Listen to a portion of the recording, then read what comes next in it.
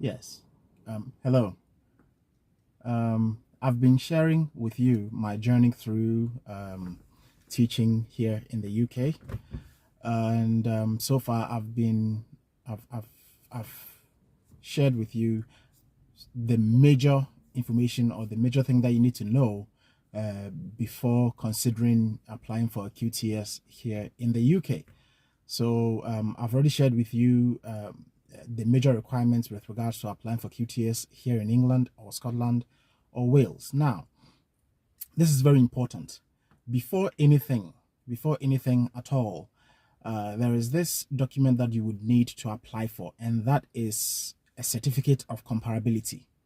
That is certificate of comparability. Now, that is very important. You see, you are applying with an international certificate, a certificate that was not issued by any institution here in the UK, which means you would need an interpretation of sort, or a certificate that sort of measures the certificates that you have to UK standard. That has to interpret what that certificate means in the UK.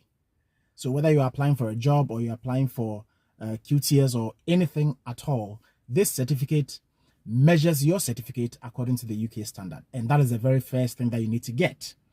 And to get that, it's not difficult. Whether you're here in the UK as a dependent or you are in your home country, you can still apply for that certificate of comparability. All you need to do is to go to the UK ENIC website, ENIC, which is ENIC. Yes, ENIC. That's just Google UK ENIC, and then it'll take you straight to their website, and then you will see all the major things that they do there, and then you can you see certificate of comparability, and then you can apply for it over there. Now that is going to cost you something north of £70. You can exchange that into your local currency, and then you can find out how much that would be.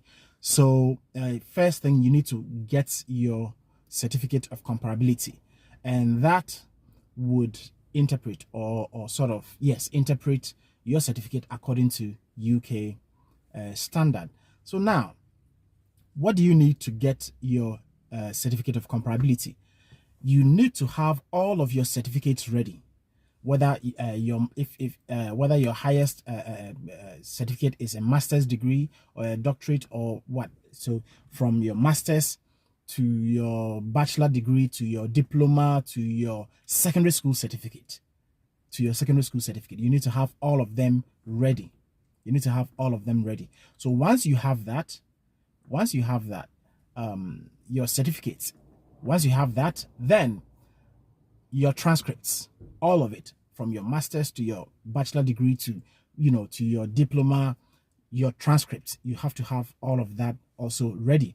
And then what they call proficiency letter, English proficiency letter. That is an official letter from the issuing institutions, those institutions that issued all those certificates that you're going to use.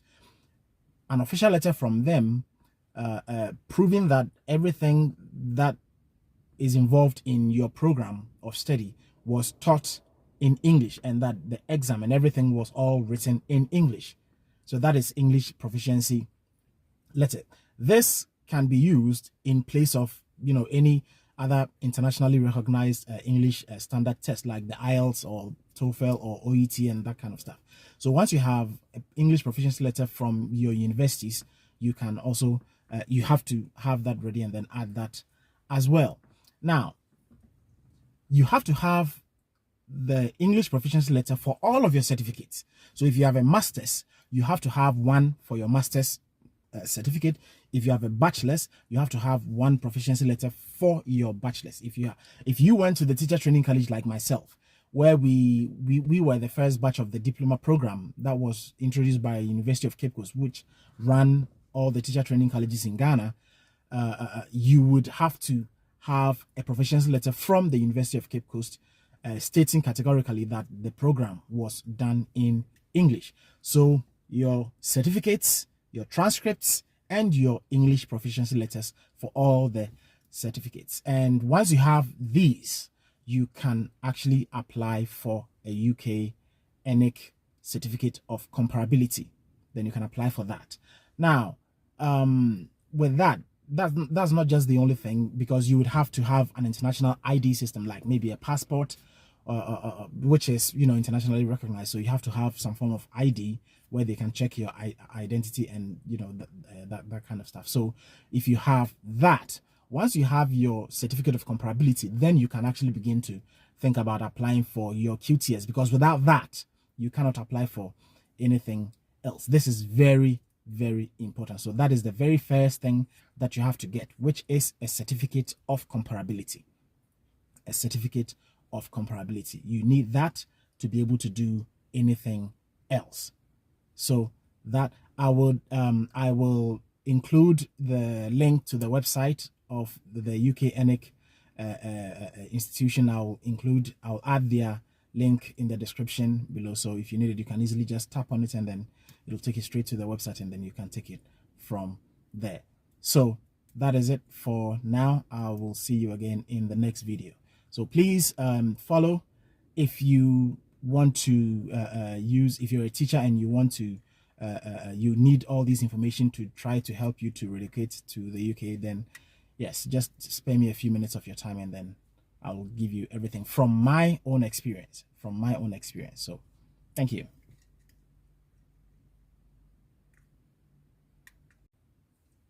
Yes. On the certificate of comparability, I think I need to add this bit to it on the certificate of comparability. Now, it doesn't necessarily mean that you have to have a master's. No. But at least professionally, your lowest must be a bachelor degree. Your lowest must be a bachelor degree. So if you have a bachelor degree in education, then yes, that is definitely okay. That is definitely okay. And then again, when you are applying for your certificate of comparability, you would be also required to include your basic education certificate as well, which, you know, basic education means secondary school, senior secondary school. So for those of us like me, excuse me, like me, who finished secondary school way back in 2003, so at the time we wrote the SSSCE, yes, so you need to include that as well.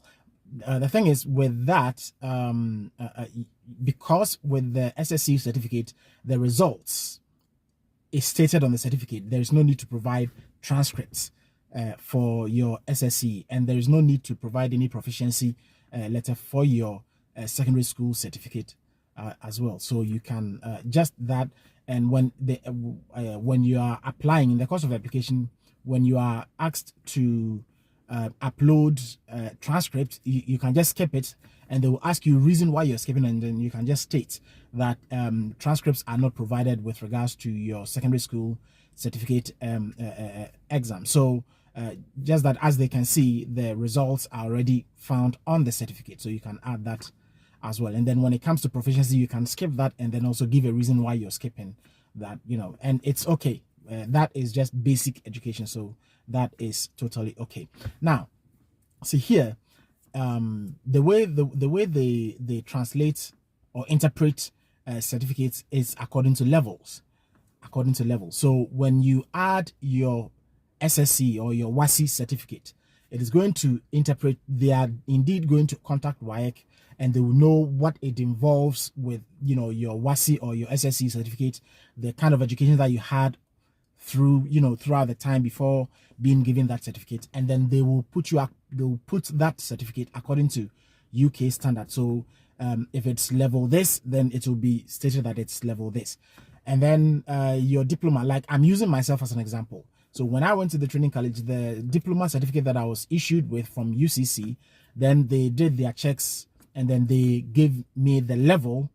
It is stated in the certificate of comparability that they will issue to you, the level of that certificate according to UK standard. And then if, you know, what that certificate also permits you to do. So with mine, for instance, the diploma, it was stated that this certificate allowed me to teach maybe from this year group to this year group.